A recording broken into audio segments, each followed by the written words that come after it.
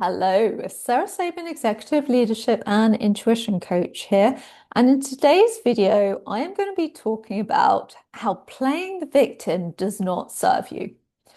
You might start by thinking, well, of course it doesn't serve me, Sarah.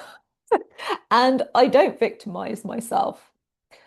And maybe that's true in certain areas of your life, but there can be a tendency to do it in one or more areas of your life. A big one is in the work sphere.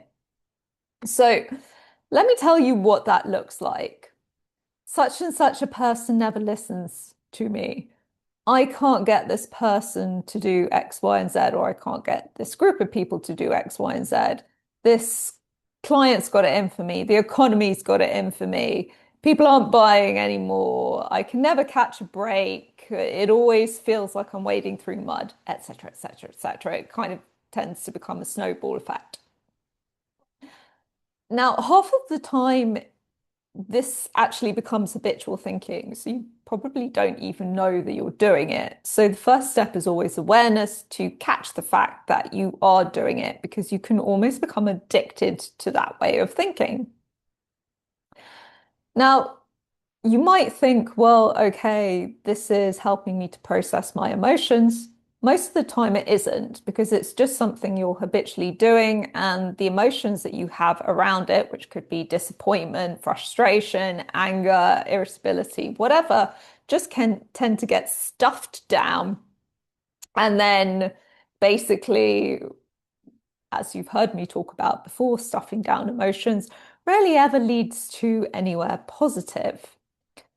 Now, again, I'm not saying to be toxically positive, to completely bypass all the emotions and bypass any feelings you have and just be like, oh, no, everything's fine, everything's great. That's not what I'm talking about.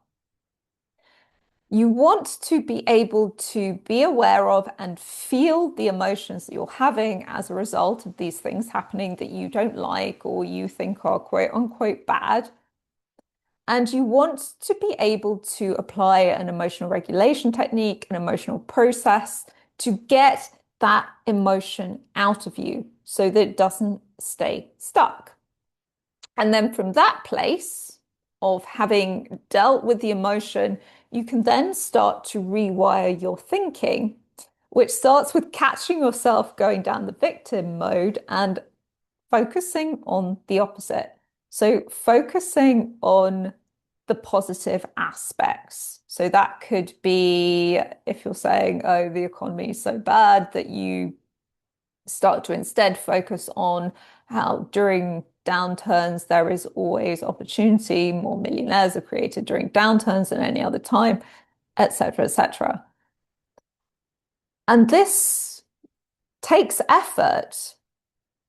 But if you do it consistently over time, if you take the time to do this, you will stop getting into victim mindset, which frees you up so much to actually focus on positive action and the positive things that you need to do in order to overcome said challenges.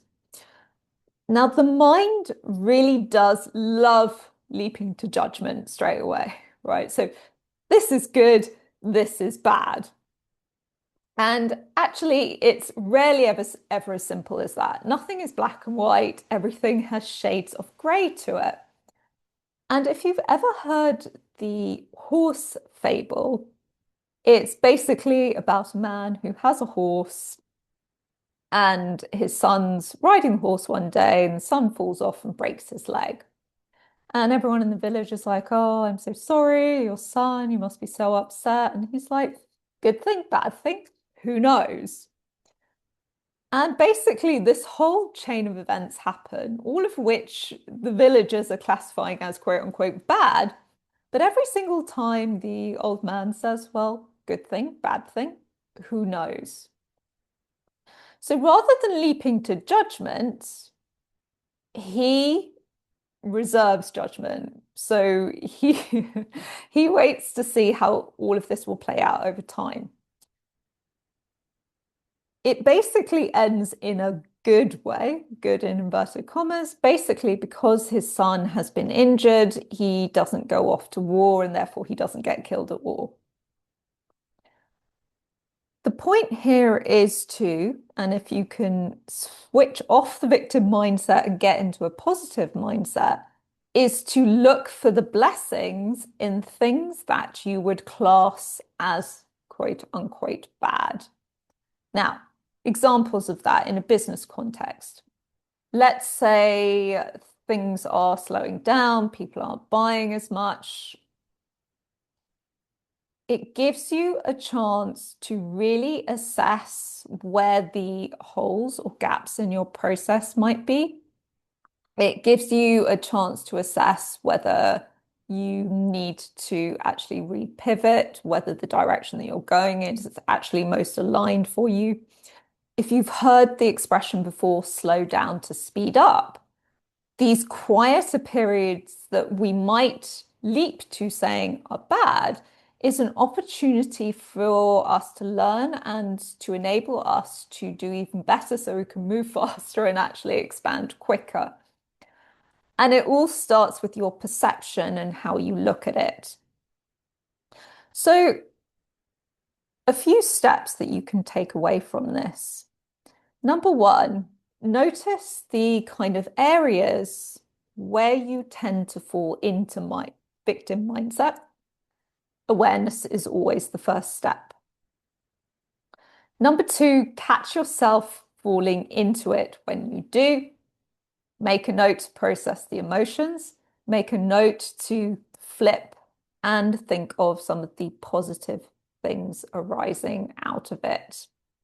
And keep a log, right? So keep a log how bad things have actually turned into good things, and how good things that look like they're all positive can sometimes turn out to not be so good, so that you are more likely to be emotionally neutral and more likely to be in a state of acceptance. And from that place, you are more likely to be rational and to take the actions that you need to really move forward in the best possible way.